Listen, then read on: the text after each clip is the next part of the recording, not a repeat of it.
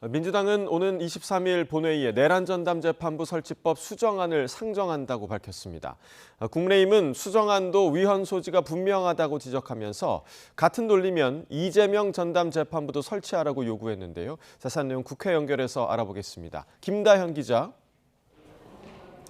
네, 국회입니다. 네, 올해 마지막 본회의 일정이 확정됐죠? 네, 그렇습니다. 국회는 오는 22일부터 24일까지 올해 마지막 본회의를 진행합니다. 민주당은 다음 주 월요일인 22일 첫 안건으로 정보통신망법 개정안, 이튿날 내란전담재판부 설치법 수정안을 잇따라 상정한다고 밝혔습니다. 야당의 필리버스터를 고려하면 내란전담재판부법은 24일 오전 11시쯤 통과될 것으로 예상됩니다. 정보통신망법 개정안은 허위 조작 정보 유포 시 손해액의 최대 5배까지 손해배상을 청구할 수 있도록 하는 내용을 담고 있는데요. 민주당은 오늘 오후 국회 법제사법위원회에서 해당 법안을 처리할 계획입니다.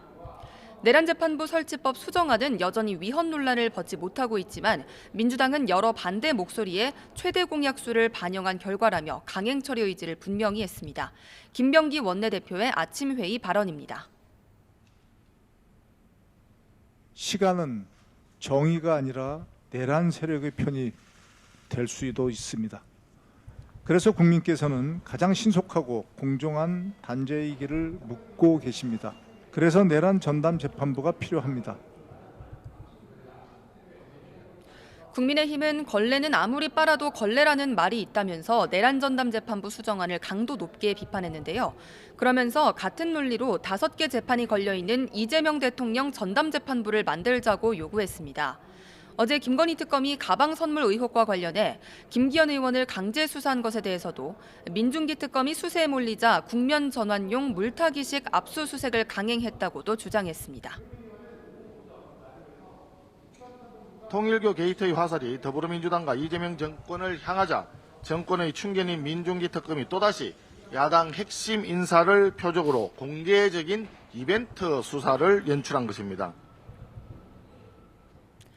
통일교 의혹이 민주당을 덮치며 민주당 내부에선 2차 종합특검 추진 시기 등에 대한 고심이 이어지고 있는데요.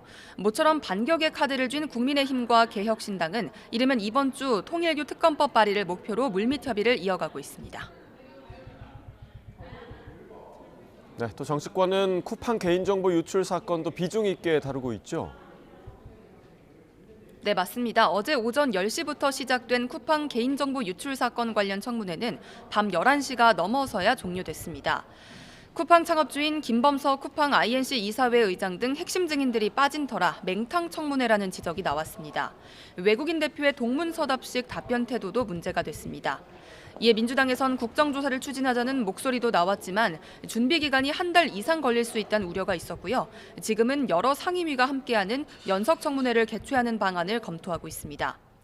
이런 가운데 민주당 김병기 원내대표가 지난 국정감사를 앞두고 박대준 당시 쿠팡 대표와 만난 사실이 드러나면서 논란이 이어지고 있습니다.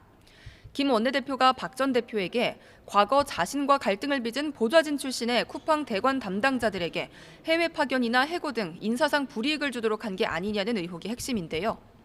어제 한 언론은 김 원내대표와 보좌진 사이 갈등 과정을 적나라하게 보도하기도 했고요.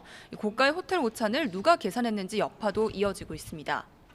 김 원내대표는 이와 관련해 이 시각 약식 기자간담회를 진행하고 있습니다. 밥값은 쿠팡 측이 냈다고 밝혔지만 국회의원으로서 쿠팡을 만난 것 자체를 문제 삼을 수 없다고 강변했고요. 또 자신의 전 보좌진 가운데 한 명이 쿠팡 대관 업무를 하고 있다는 사실도 뒤늦게 알았다면서 인사불이익을 종용했다는 의혹을 부인했습니다. 그러면서 자신에 대한 의혹을 연속 보도한 언론사에 대해 정상적 행위가 아니라고 강하게 비판했습니다. 지금까지 국회에서 전해드렸습니다.